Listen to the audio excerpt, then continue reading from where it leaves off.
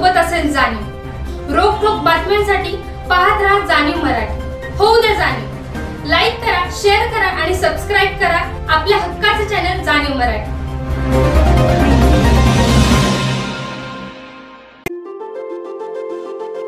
साताऱ्याची पहिली वहिली इमारत 17 मजली।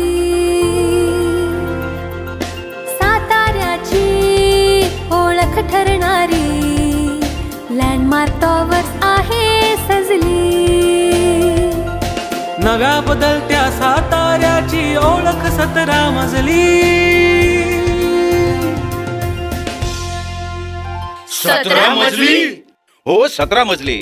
कंगराळकर इंफ्रास्ट्रक्चर से landmark towers, club, gym, swimming pool, jogging track, party lawn, children's play area, senior citizen area आणि अजून अशाच बऱ्याच अमेनिटीजनं सुसज्ज कंगराळकर इंफ्रास्ट्रक्चरचे 17 मजली landmark towers project RERA registered, Shahu stadium Satara.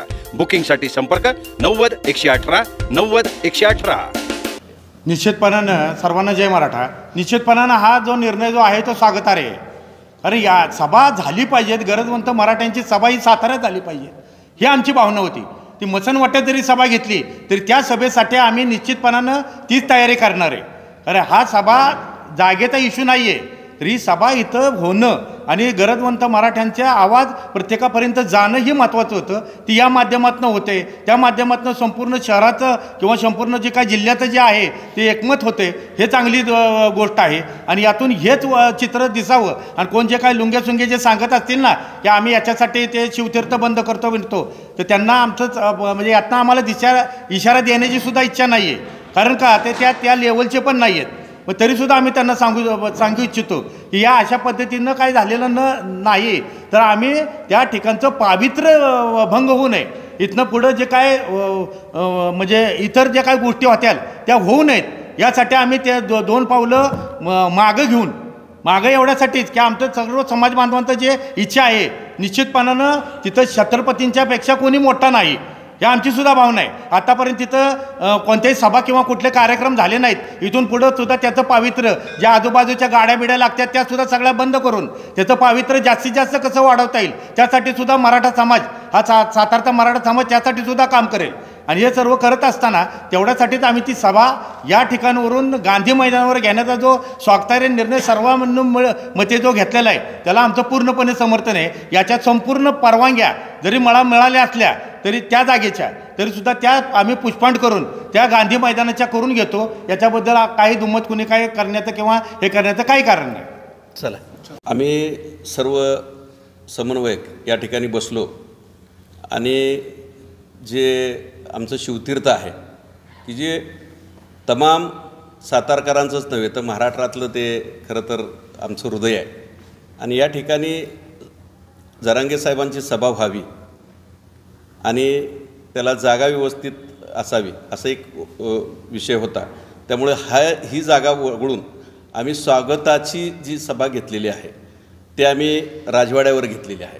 कारण आज कसं होतं आहे की आज आम्ही जर ही सभा घेतली तर उद्या भविष्यात इतर घटकसुद्धा त्याची मागणी करणार आणि शिवतीर्थाचं पावित्र्य राहणार नाही हे आमच्या लक्षात आलं होतं।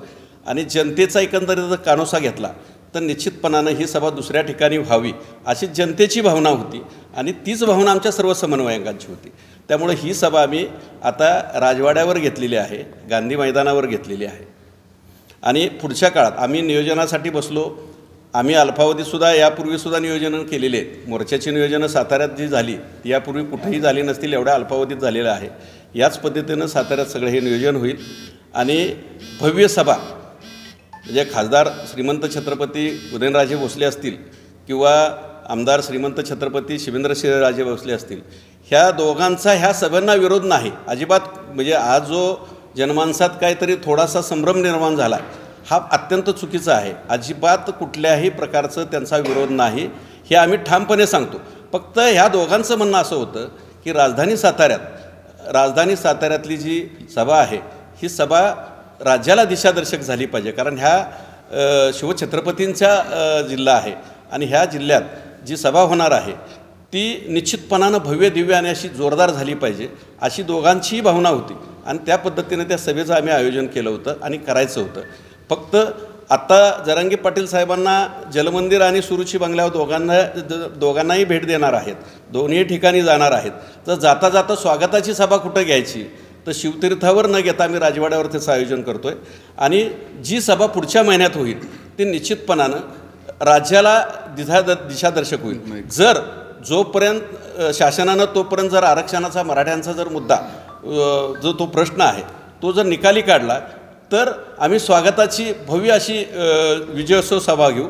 आणि जर झालं ह्या आरक्षणामध्ये काय दगाफटका झाला तर ती सभा निश्चितपणानं राज्याला दिशादर्शक ठरेल अशा पद्धतीची असेल आणि ह्यासाठी ती आम्ही सभा पुढची आयोजन करतो आहे. फक्त आता येत आहेत तर सातारकर एवढ्या कमी मनाचे नाहीत, एवढ्या कोत्या मनाचे नाहीत. आम्ही स्वागत सातारकरांच्या तोलामोलाचं झालं पाहिजे अशा पद्धतीत स्वागत करताना कुठंतरी किरकोळ ठिकाणी नको म्हणून जी आमची साताऱ्यातले जिल्ह्यातले जे मावळे येतील त्यांच्या उपस्थितीत आम्ही राजवाड्यावर त्यांचं भव्य स्वागत करू.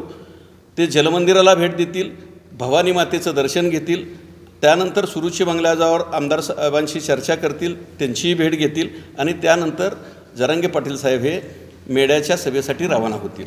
आणि कुणाचाही या सभेला विरोध नाही. या दोन्ही छत्रपती घराण्यानं कधीही विरोध केलेला नाही. उलट दोन्ही वाड्यावरचे म्हणजे सुरुच्या बंगल्यावरचे असतील किंवा आमच्या जलमंदिरातले असतील ह्या दोन्हीकडचे सर्व जे कार्यकर्ते आहेत येथे एकदिलानं एकसंघपणे समन्वयकांशी संधान साधून अतिशय चांगल्या पद्धतीनं वातावरण निर्माण करून जी हवी नवी ती मदत देऊन आम्हाला ते मदतच करतायत. त्यामुळं विरोध आहे आणि साताऱ्यात विरोध होतोय हा जो एक समज आणि गैरसमज समाजात पसरलेला आहे तो अत्यंत चुकीचा आहे. मराठ्यांसाठी मराठ्यांच्या जो इतिहास आहे त्याला साजेसे असा साताऱ्यातलं त्यांचं स्वागत होईल आणि त्या पद्धतीनं व्हावं म्हणून आज आम्ही सगळे समन्वयक एकत्र बसलो आणि आम्ही त्याची जय्यत तयारी सुरू केलेली आहे.